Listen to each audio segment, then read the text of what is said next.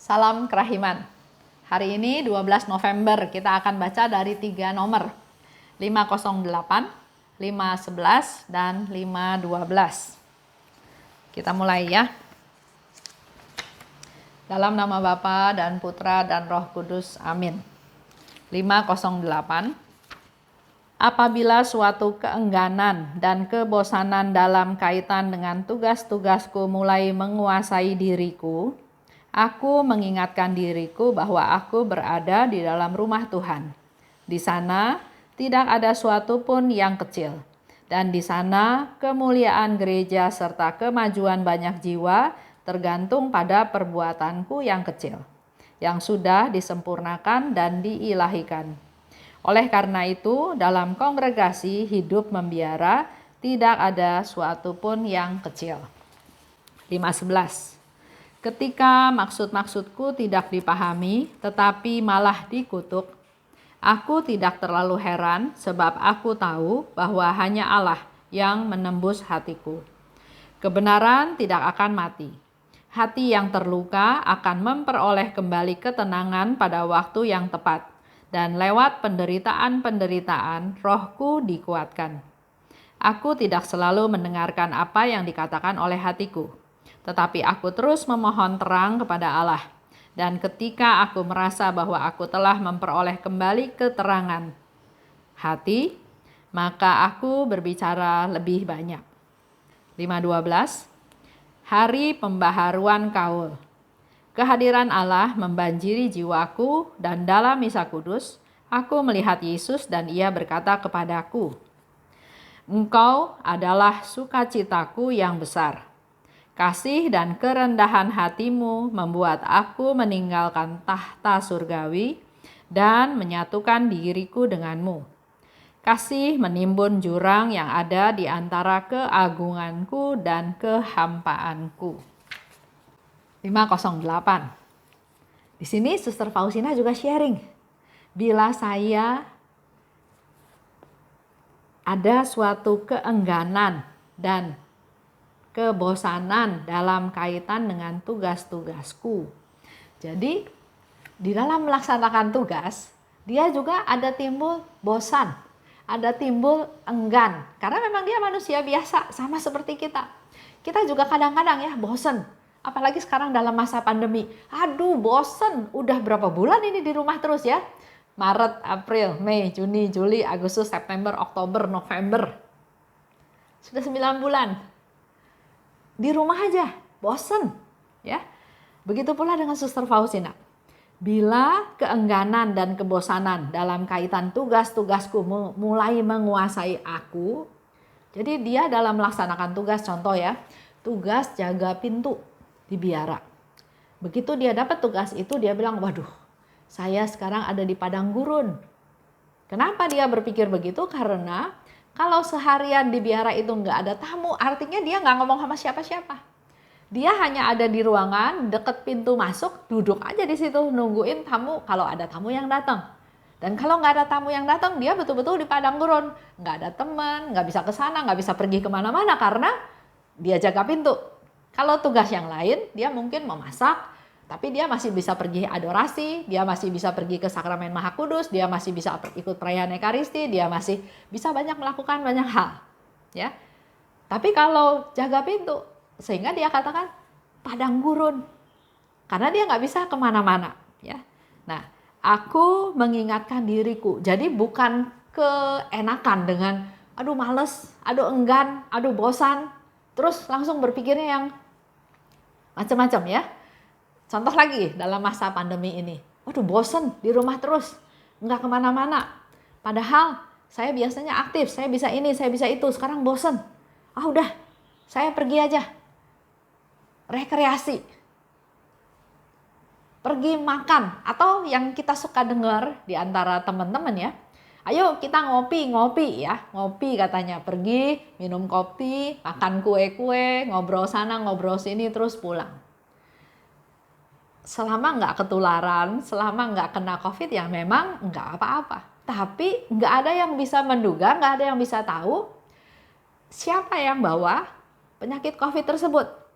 Karena dia bilang saya sudah melakukan protokol kesehatan, sudah cuci tangan, sudah pakai masker, sudah jaga jarak, tapi kok masih kena COVID?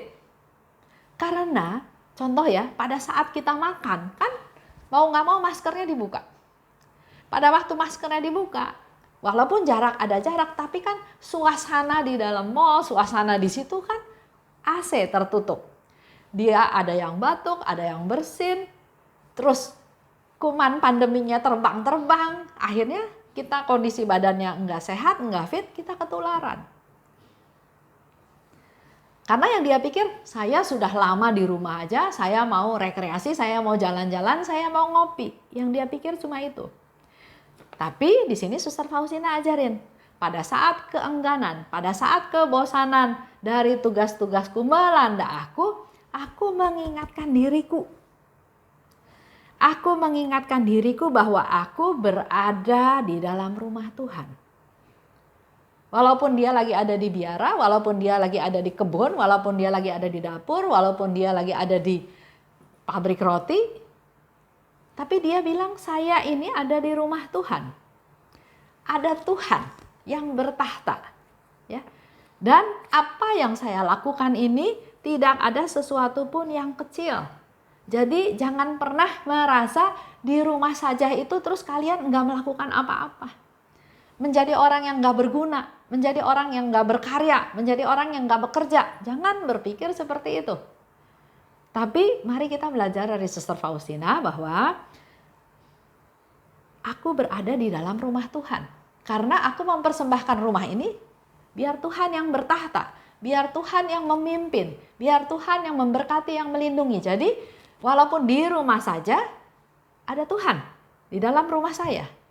Dan kalau ada Tuhan, maka apapun yang saya lakukan, sekecil apapun yang saya lakukan, bukan berarti tidak ada nilainya.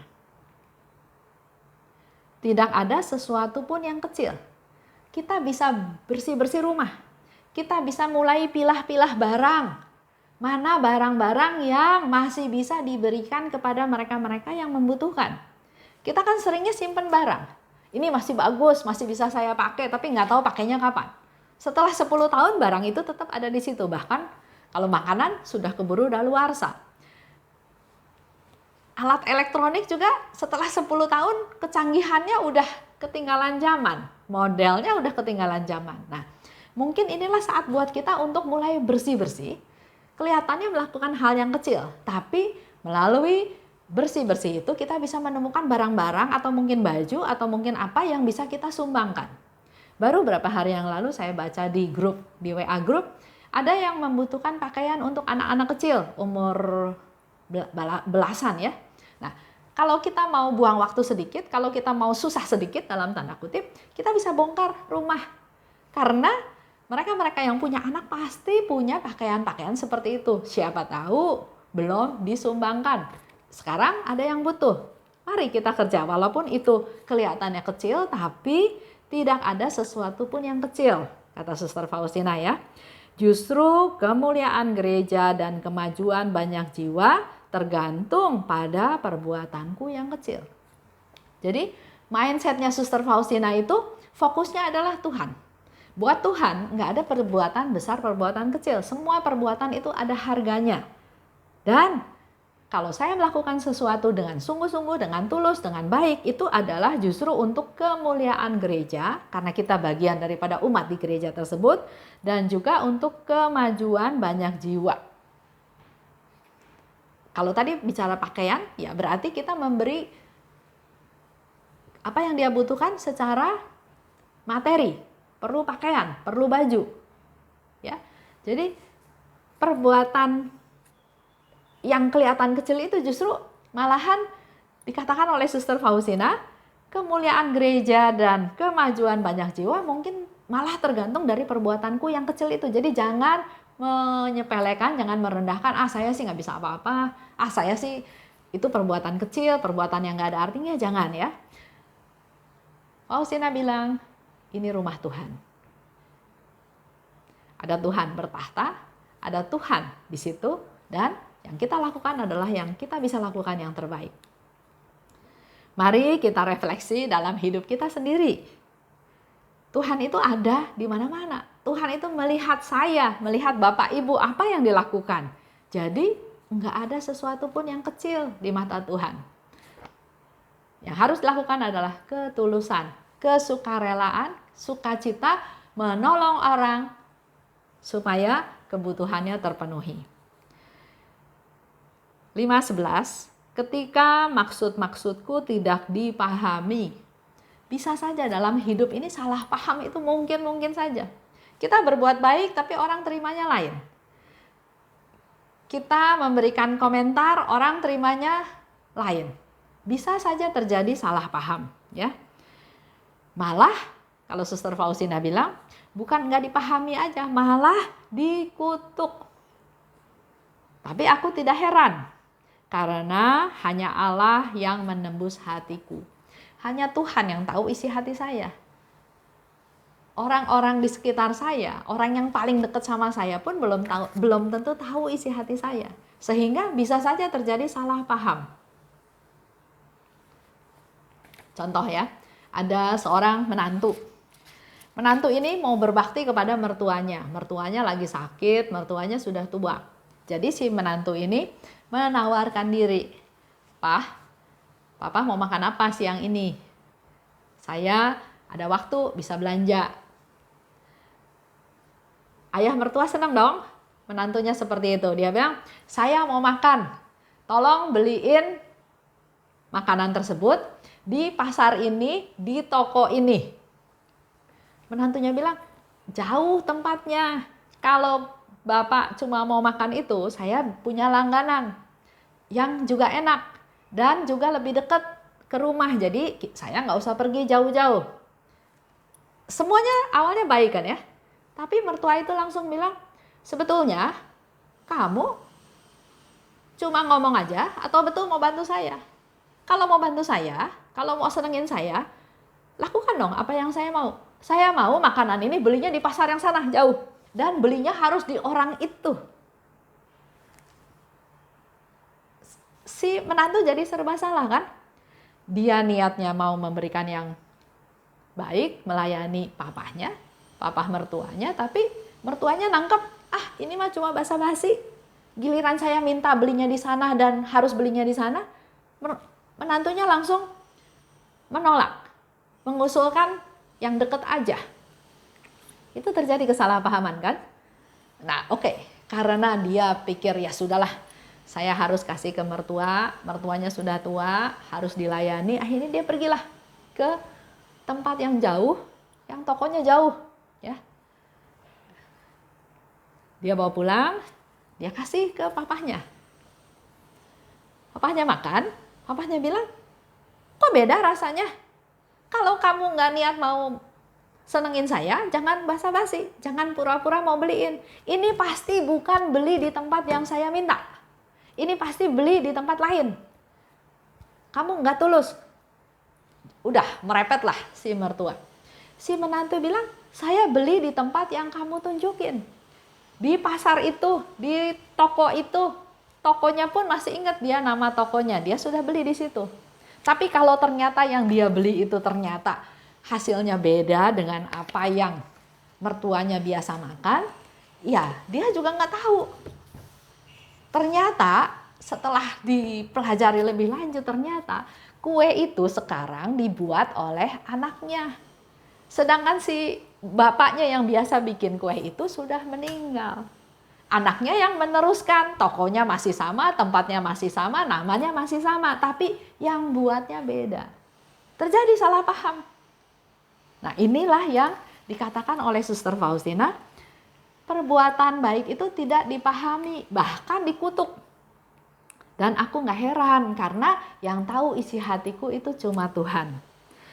Dan kebenaran tidak akan mati, ya, kata Suster Faustina. Hati yang terluka akan memperoleh kembali ketenangan pada waktu yang tepat. Setelah berjalan sekian waktu, terjadilah suatu klarifikasi, akhirnya tahu bahwa dua-duanya punya salah paham. Si menantu berpikir mertua ini nggak tahu diri.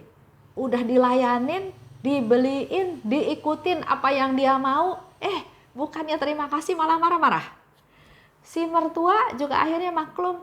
Ternyata memang menantu saya melakukan apa yang saya minta. Cuma yang bikin kuenya sekarang udah beda.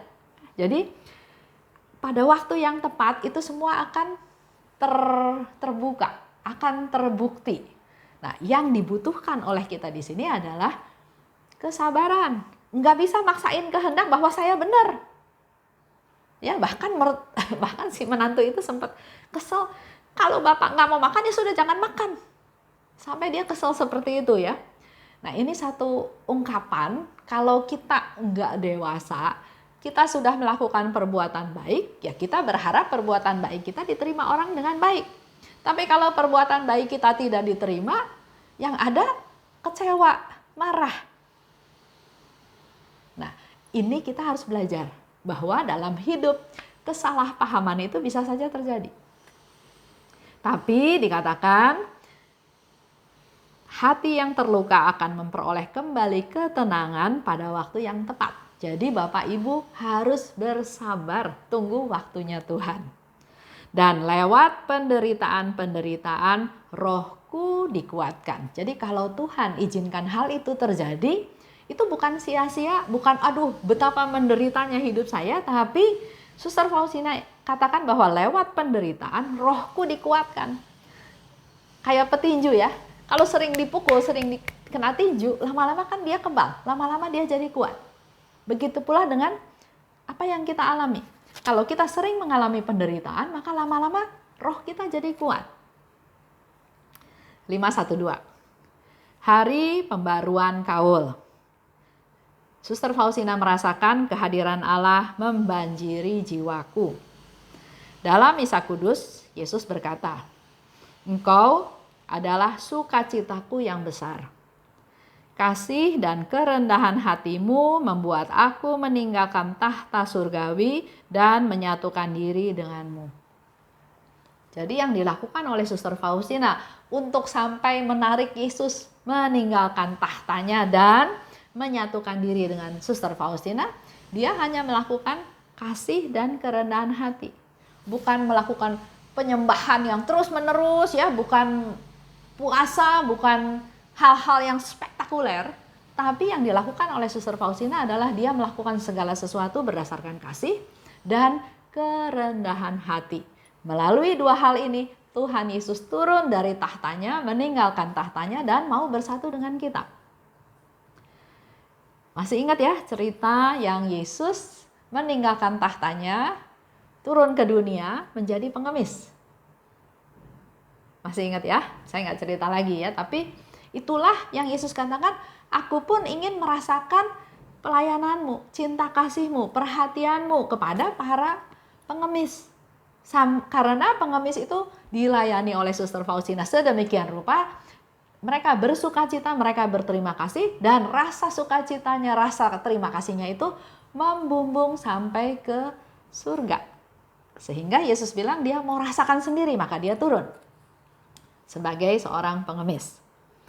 Kasih menimbun jurang yang ada di antara keagunganku dan kepapaanku. Jadi dengan kita melakukan kasih di dalam segala hal ya, pokoknya sederhananya apa yang saya lakukan, apa yang saya katakan dasarnya kasih, tanpa kita sadari kasih-kasih yang kita buat itu adalah menimbun jurang yang ada di antara Tuhan dan kita, pencipta dan ciptaannya. Contoh ya, ada seorang anak, dia melakukan kesalahan, dia habisin harta orang tuanya. Anak itu bangkrut, anak itu rugi, jatuh miskin. Waktu orang tuanya tahu bahwa anaknya jatuh miskin, bangkrut, apa yang dilakukan? Dia nggak mau aku anak itu, karena anak itu kurang ajar, karena anak itu meninggalkan dia dan seterusnya. Marah ya, papahnya marah karena perlakuan anak tersebut. Tapi coba kita ngelihat dari sisi yang lain. Kita ingat cerita dari anak yang hilang, ya. Dia minta harta orang tuanya bagi dua. Dia pergi, dia foya-foya, dia habis uangnya, dan dia memutuskan, saya mau kembali ke rumah bapak saya. Nggak jadi anak juga nggak apa-apa. Jadi pegawai, jadi pelayannya pun saya masih bisa hidup. Tapi apa yang dilakukan oleh ayah? Dia dari jauh udah ngeliat. Artinya dia terus menantikan kedatangan anaknya. Dia lari, dia sambut, dia peluk, dia kasih sendal, kasih sepatu, dia kasih jubah, dia kasih cincin, dan dia mengadakan satu pesta untuk bersyukur karena anaknya yang hilang sudah kembali. Jadi di sini mau menunjukkan dengan kasih itu menimbun jarak. Di dalam keluarga pasti ada permasalahan, pasti ada ketidakcocokan, pasti ada perbedaan. Nah, hari ini kita belajar apapun yang terjadi di dalam keluarga, mari kita pakai kasih. Dasarnya kasih. Bukan dasarnya harta, bukan dasarnya uang, bukan dasarnya siapa lebih berhak, bukan dasarnya siapa benar, siapa salah, tapi lakukan segalanya dengan dasar kasih.